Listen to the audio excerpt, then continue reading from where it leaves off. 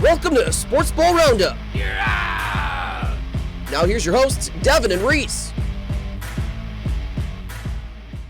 Yes, welcome to Sportsball Roundup. I am Devin. Joining me is my co-host, Reese. And Reese, we got a lot to talk about. You know, MLB is barreling toward the postseason. The FIBA World Cup is in its final stages, but with sports winding down, sports are ramping up. The NCAA football had week 1 this past week, gearing up for week 2, and starting tomorrow, we will have NFL back. So we've got a lot of sports to talk about. And Reese, I would like to start with sports that are kind of ramping or kind of gearing toward the postseason and the finale. So first, let's talk about Major League Baseball. All right. Atlanta is the first team to 90 wins. Not really that much of a surprise to me. Atlanta is a very good team and honestly has just missed, the World Series last year. And Yeah, I just think they're a well-rounded team. They have players of all sorts. They have power, they have slugging, they have speedsters. They have it all. yeah, so I don't think it's any surprise that, Atlanta is at 90 wins. Your Cubs are just, they're there. They're still hanging on to that second wild card spot. We'll go through the standings real quick. The AL West is the Astros on top, followed by the Mariners, who are a game behind. Rangers are 2 games behind. The Angels, 14.5 games behind. And the Athletics have already been eliminated from the postseason at 36.5 games behind. In the Central Division of the American League, we got the Twins on top. The Guardians at 7 games back. The Tigers at 9.5 games behind. The White Sox at 20 games behind, and the Royals have also been eliminated from the postseason at 29.5 games behind. The East has the Orioles in first place, the Rays 3.5 games behind, the Blue Jays 10.5 games behind, the Red Sox 15.5 games behind, and the Yankees at 18 games behind, which makes the AL wildcard race look like this as of right now. The Rays are in the first wildcard spot at +7 games. The Mariners are in the second spot at +0.5 game, and the Blue Jays are in third at even. Just in the bubble on the outside looking in, we have the Rangers at 0.5 game behind, the Red Sox at 5 games behind, and the Yankees at 7.5 games behind. Those 3 teams are on the bubble and right now are on the outside looking in. Now, in the National League, in the West, the Dodgers are the division leader, followed by the Diamondbacks at 14 games behind, the Giants 15 games behind, the Padres 19.5 games behind, and the Rockies at 33.5 games behind. In the Central Division of the National League, we got the Brewers on top, the Cubs 2.5 games behind, the Reds 5.5 games behind, the Pirates 13.5 games behind, and the Cardinals 17 games behind. In the East, you've got the Braves with a stellar record, followed by the Phillies at 14.5 games behind, the Marlins at 19.5 games behind, the Mets at 26.5 game behind, and the Nationals at 29.5 games behind, which makes the National League wild card race look like this. The Phillies are in the first wild card spot at plus 4.5 games. The Cubs are in second place at plus 3 games, and the Reds are in the last wild card spot in this moment in time. On the bubble and on the outside looking in, you got the Marlins at half game back, the Diamondbacks at 1 game behind, the Giants at 2 games behind, the Padres at 6.5 games behind, and the Mets at 7.5 games behind. We're looking at this right now in this moment in time, which the Cubs have been very impressive right since the All-Star break, winning 14 of their 16 series. They were 42 and 47 going into the All-Star break, and the only 2 series they have dropped are the Red Sox and the Mets series, and they did win 1 game of the 3-game series in both series. So, Reese, I want to flip it to you because you are the resident Cubs fan here. Yes. What do you think of this? Like, how excited are you about this, and how much of this success do you think can be kept up in the future? Well, I did not, as a Cubs fan, I didn't see this coming because usually the Cubs start out hot and then they slowly fade away.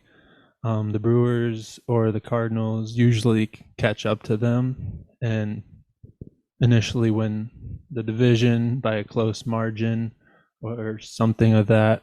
But to start out, I wouldn't say bad, but somewhat normal, and then just have a huge run from the All-Star break is kind of new to me as a Cubs fan because I'm not new to that. I'm not used to that sort of long established run.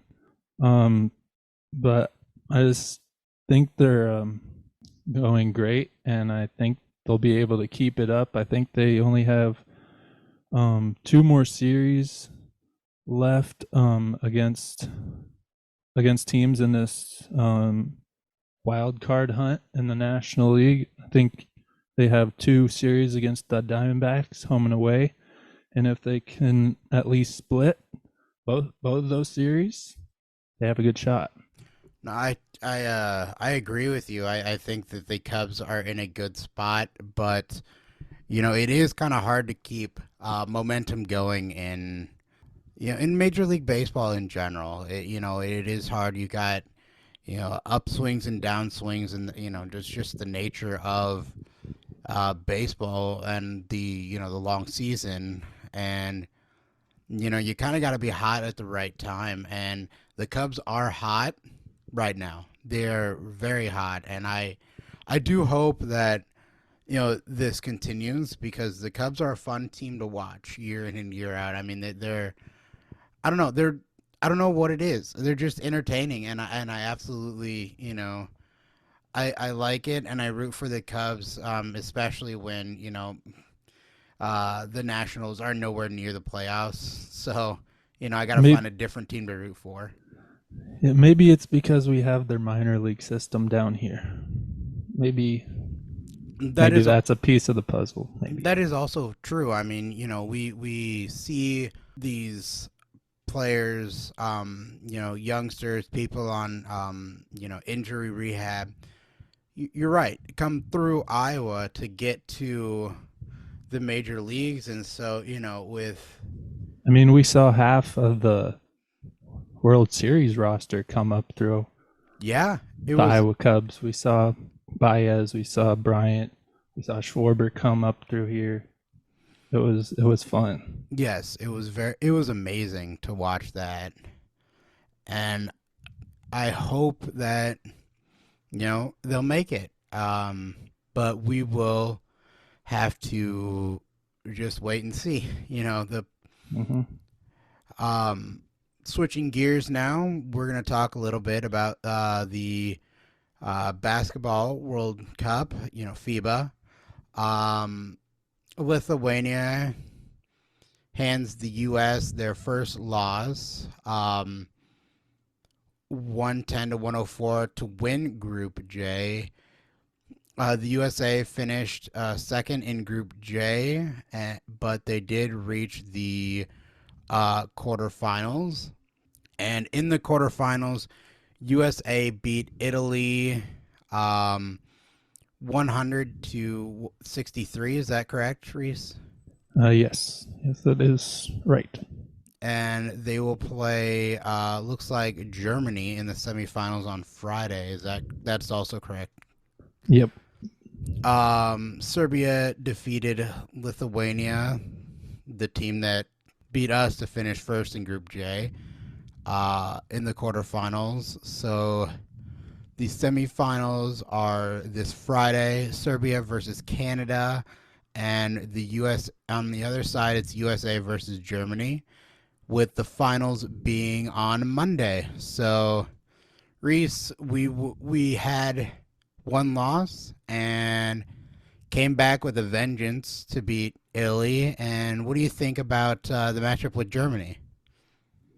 I believe we had one matchup with Germany before this World Cup started, and I believe it was a preparation game or just a scrimmage game, and we beat them handily. So I expect a good game and the U.S. to make the final. So again, the semifinals are on Friday, and the finals are on Monday. Moving on, week one of college football, I should say, kicked off the season. And before we get into, what happened in week one, we want to tell you a little bit of college football news. The ACC approves Stanford, Cal, and SMU to join its ranks in 2024. So, that Pac-12 is looking mighty thin right now, isn't it? Yeah, only Oregon State and Washington State remain in the Pac-12, and they're gonna have to go somewhere, or Yep. the Pac-12 is gonna have to Acquire a lot. Yeah, acquire different teams from other conferences. There was a lot of college football played, and I don't think we can get to all of it, but the notable games we had week one.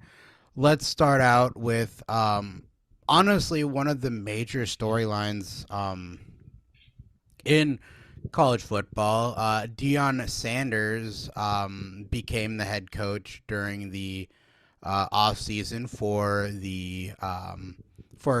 Colorado, and it just a big question mark on how well he would do. And he is exciting, and I think he's got his players behind him, because he had his first win this past week. Not only his first win, but he upset ranked TCU. TCU was ranked at 17th in the nation, and Colorado was not ranked. And they upset them 45 to 42. Like I said, the first win for Deion Sanders as head coach of Colorado. And looking at these numbers, it's kind of impressive. Shedeur Sanders, the Colorado quarterback, went 38 of 47, 510 yards, and 4 touchdowns. That's pretty dang good. Yeah, that's crazy to just have those numbers, but to do it in front of your dad and your coach at the same time. Yes, that is your dad as coach. Yeah, it is. Those are some great numbers on, and I'm honestly excited to watch Colorado move through the season. Um, they will host Nebraska next week. And speaking of Nebraska, what happened? Oh I man, mean, I I mean, have no idea. I watched that game, and my goodness, I mean they had it. It wasn't a great game. The mistakes on both sides, and you kind of expect that from week one, especially with a new head coach, a new QB.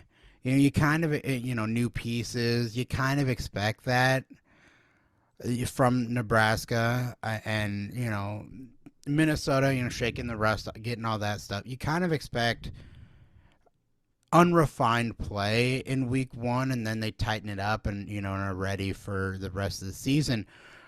But Nebraska, I feel like over the course of recent history has just found ways to lose. I mean, Minnesota was up 3-0 at halftime, and then Nebraska rallied to go up 10-3, and then they fumbled. I believe they fumbled in the red zone. Nebraska did, and Minnesota recovered and marched down the field and scored a touchdown, making it tied at 10.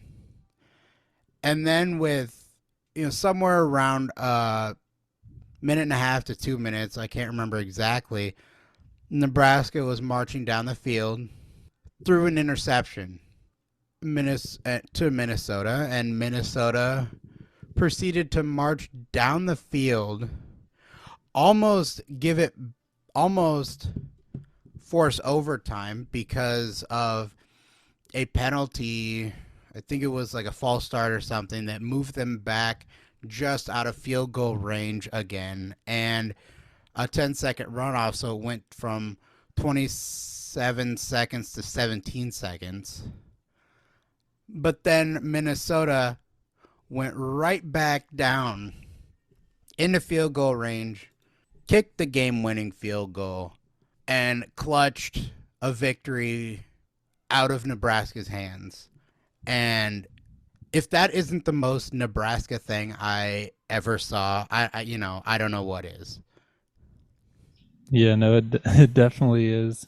Um, I don't know how many times I've seen that the past couple years with Nebraska, even maybe 3 or 4 years at that. But to start a season off and a new coach like that, it's not the way to go.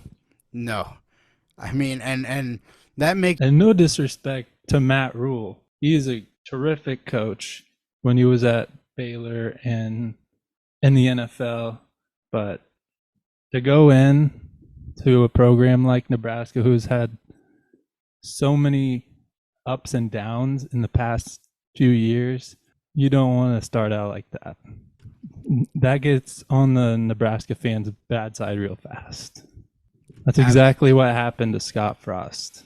Absolutely. I mean, and I don't think Matt has the what do I want to say? Clout and prestige in Nebraska like Frost did. So, honestly, I think he's walking a tighter rope than Frost did. Mm-hmm. And to be honest, Nebraska was definitely the better team in that game. Yeah, By far. They just found a way to lose. And it is astonishing that storyline continues. A new quarterback, new head coach, coaching system, all of that is brand new, but the culture remains of just finding ways to lose. And it will be interesting to see, if Nebraska can shake that moving forward.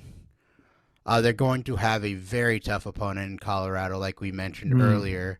And so we'll just see how the season shakes out. Moving on, we will get to our hometown teams in a minute, but going around the country. Fresno State upsets Purdue 39-35. Oklahoma just laid a whooping on Arkansas State 73-0. Oregon, um, yeah, I don't even want to say beats because it wasn't even close. Portland State 81-7. Mm. Now, I've seen some TikToks about, because they have a tradition in Oregon about when they score, the mascot drops down and does push-ups for every point that they scored. Now, they scored 81 points, Reese.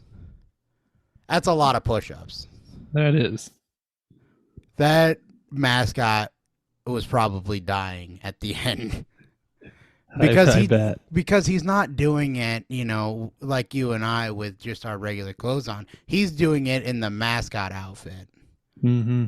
He's Yeah. doing it in that duck costume. So it's infinitely harder than just doing it normally. And he had to do 81 push-ups. That's insane. No, at least he got it done. He did get it done, but boy, he was not looking good at the end. Oh no. Ohio State triumphed over Indiana 23-3. Illinois, I like the word you used, escapes Toledo 30-28 on a last-second field goal, and I watched that field goal and the plays before it, and you're right, escaped is a great word for that game. And in the Battle of the Carolinas, North Carolina beat South Carolina 31-17. Utah beats Florida 24-11. Rutgers defeats Northwestern 24-7. Florida State beat LSU 45-24. And Duke upsets Clemson. Is that 28-7, Reese? Yes, 28-7. So we had some upsets. We had some beatdowns. We've seen it all in week one. We've had, rallies. We've had it all. And now I want to go to our hometown teams. Iowa State, beats UNI 30-9. Mm-hmm. Beck was 10 of 13 for 113 yards, 2 touchdowns, and a rushing touchdown. And on the flip side, because, Reese, this week is special in the state of Iowa, we have our rivalry week. We have the Cyhawk Series, which is a contest that I'm pretty sure is all season long, but the one that everybody pays attention to, it's all season long, meaning, we have Cyhawk matchups in every sport. Mm-hmm. But the one that, is the Cyhawk game that has the trophy with it is the football game. Iowa State and Iowa. That's the Cyhawk game. That is this week.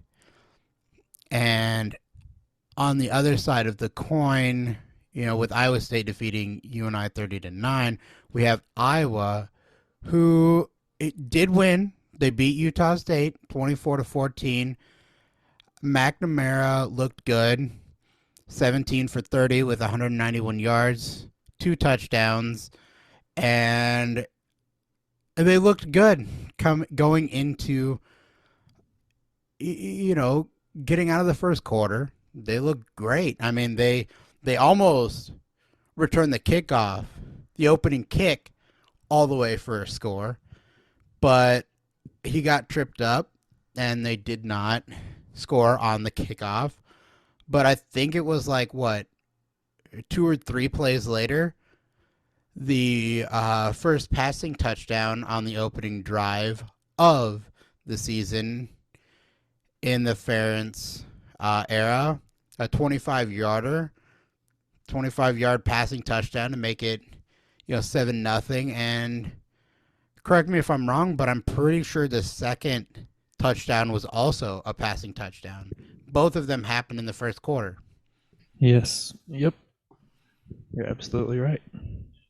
And, I watched that game, and for those of you who don't know, because of the poor offensive production that Iowa had last season and justified fan uproar and backlash, Brian Ferentz's contract was modified during the offseason. He had a $50,000 pay cut, and they put stipulations on his contract for this season in terms of production. There were three major ones. I can't remember the third, but one of them was he has to have 7 wins, which week 1 you're looking good at 1-0, for that 7 wins. But the more interesting one is the entirety of the team has to have an average at the end of the season, regular season, has to have an average of 25 points per game.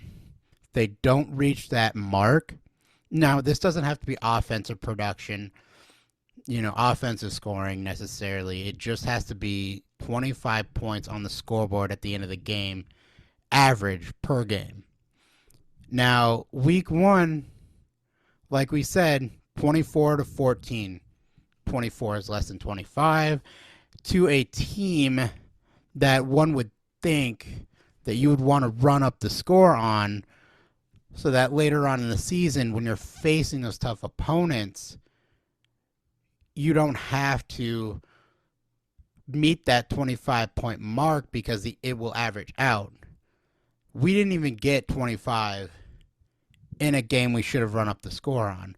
So I guess, what do you think will happen to Ferentz if he doesn't meet that 25-point mark, but we end up with, wins at the end of the season?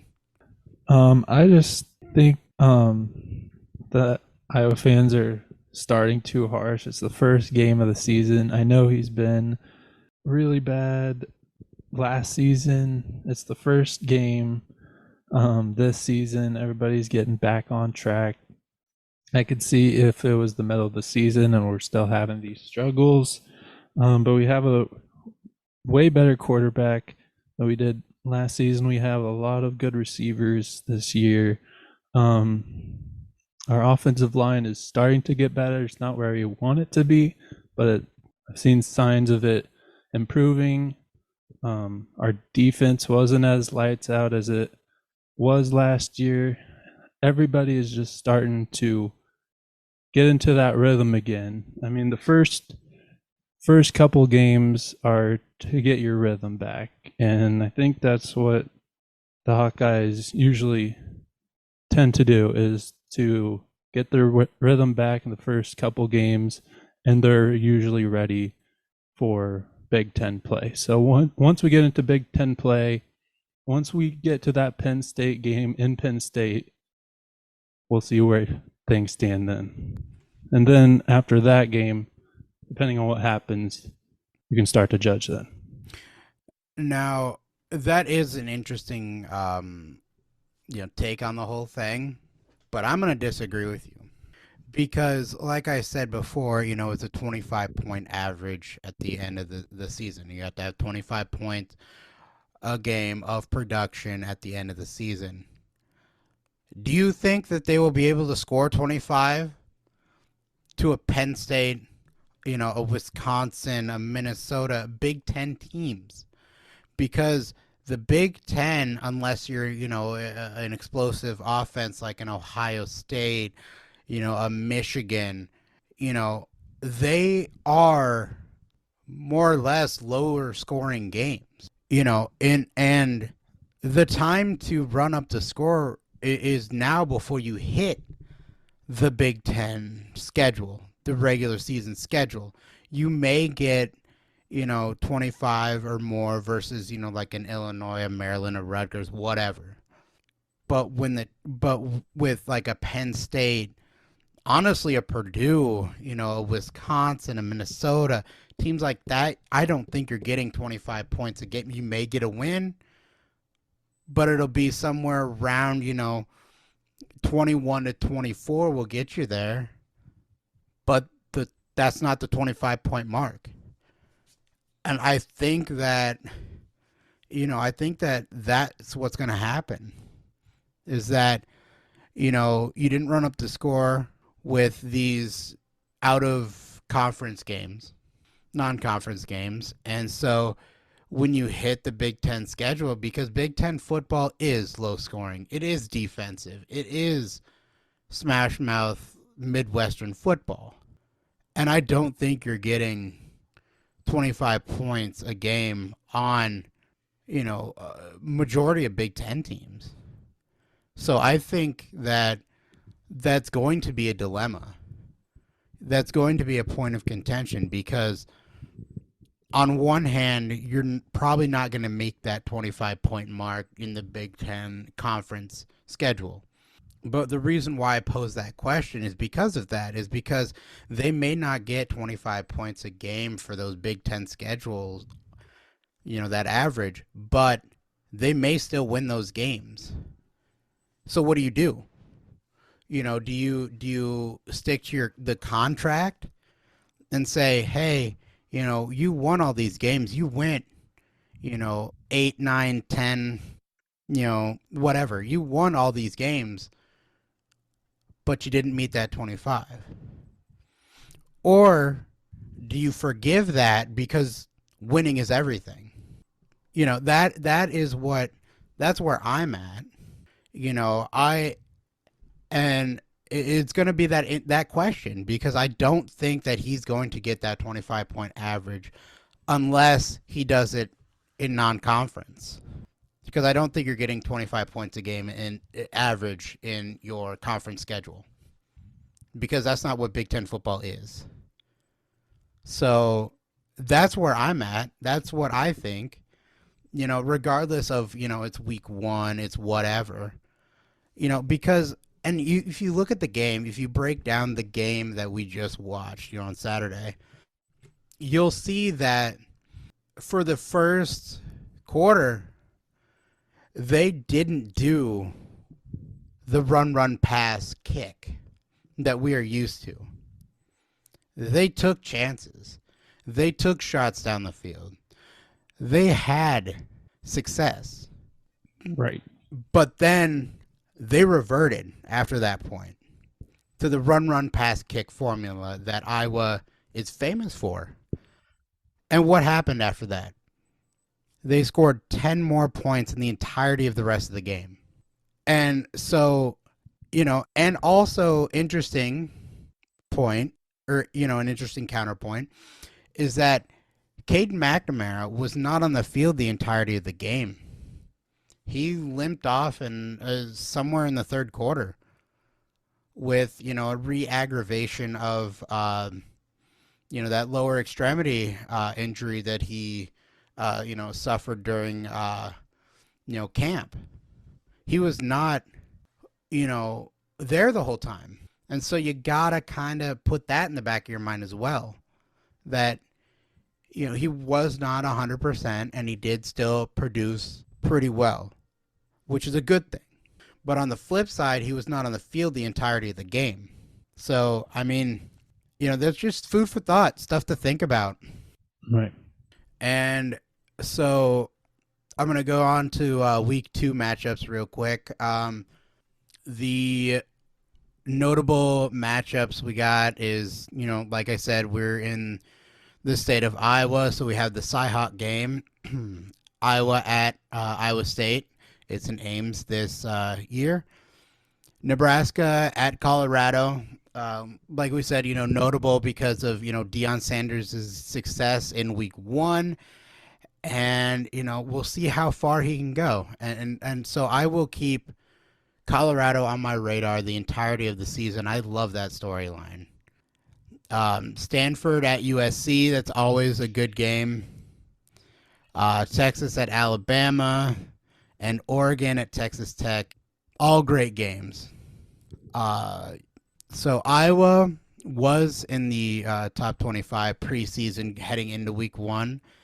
They have since fallen off, and your new AP top 25 are as follows: Georgia's at 1, Michigan 2, Alabama 3, Florida State 4, Ohio State 5, USC 6, Penn State 7, Tennessee 8, Washington 9, Notre Dame 10, Texas at 11, Utah 12, Oregon 13, LSU 14, Kansas State 15, Oregon State 16, North Carolina 17, 18 is Oklahoma, 19 is Wisconsin, 20 is Old Miss, 21 is Duke, 22 Colorado, Texas A&M is 23, 24 is Tulane, and 25 is Clemson.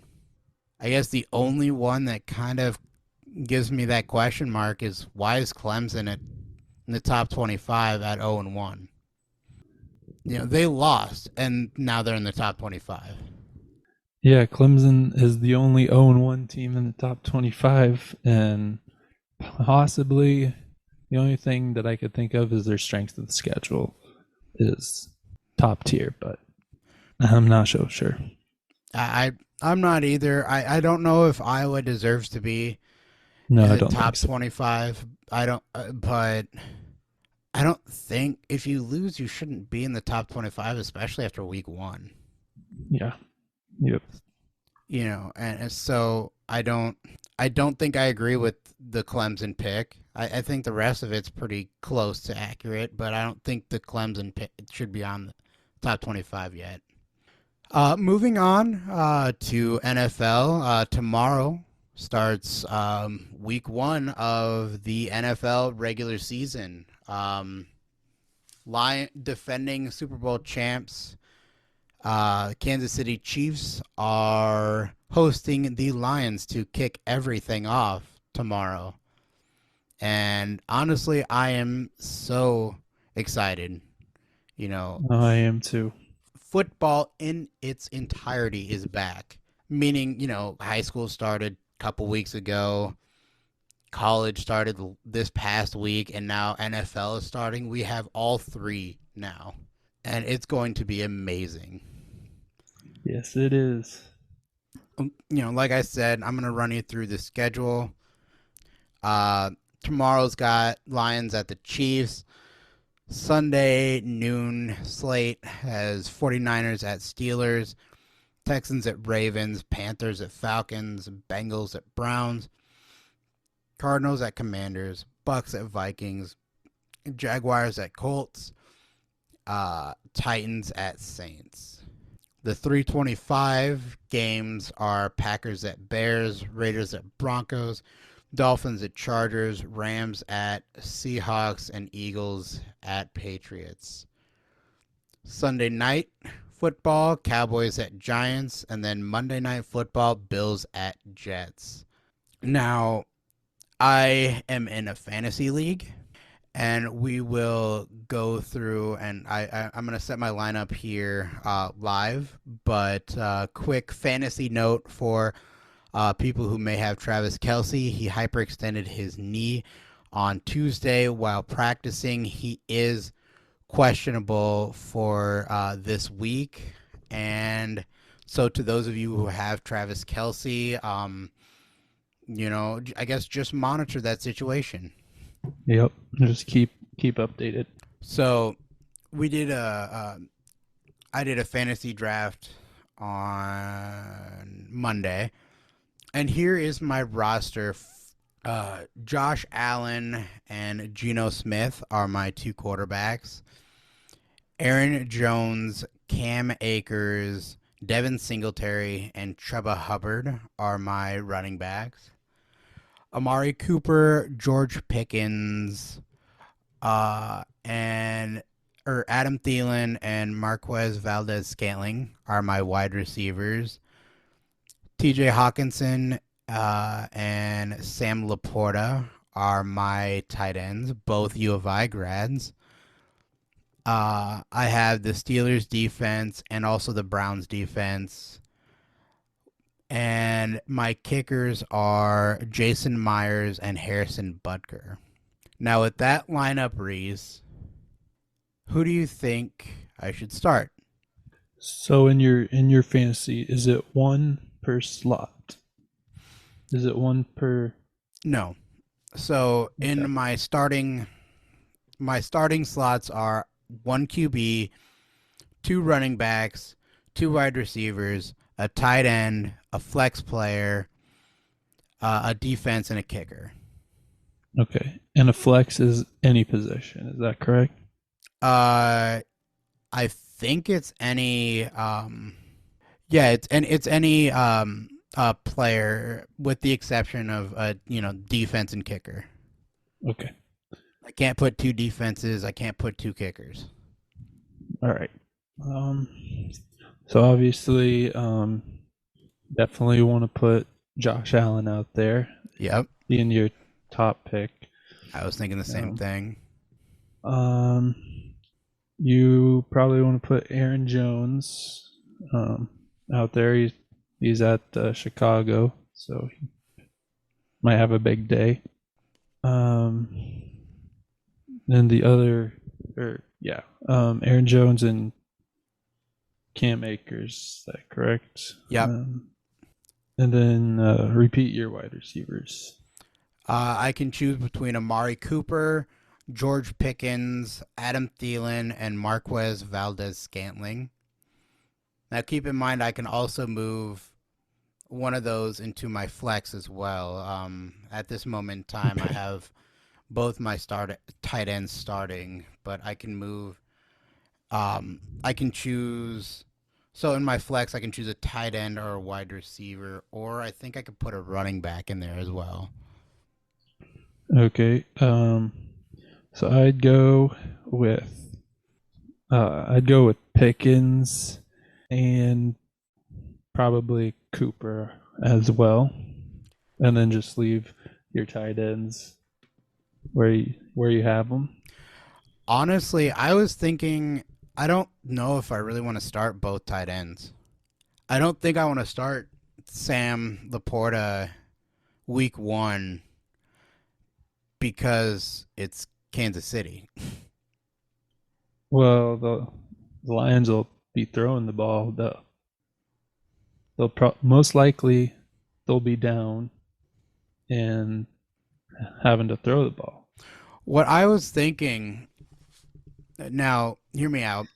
What I was thinking is, so I would start Allen, Jones, Akers, Cooper, Pickens, Hawkinson, Valdez-Scantling in my flex, Steelers defense, and then Butker as my kicker. Okay. And especially with the Travis Kelce news, Yeah, that's true. That is. Yeah, that is Mahomes big. is going to have to find another target. Yeah, you're right. So I was thinking of putting Scantling in my flex instead of Laporta. Okay. All right. Sounds good to me. I think that's the move I'm going to make. So now, one more time, I got Allen, Jones, Akers, Amari Cooper, Pickens, Hawkinson, Valdez-Scantling, Steelers defense, and Harrison Butker as my kicker. And Sounds good. I think that's my lineup. So we'll see how that goes. I will talk to my coworker John Howren. We will set our best bets, and we'll have a special best bets segment tomorrow. But for Reese, I am Devin. You have been listening to Sportsball Roundup. Have yourselves a wonderful day.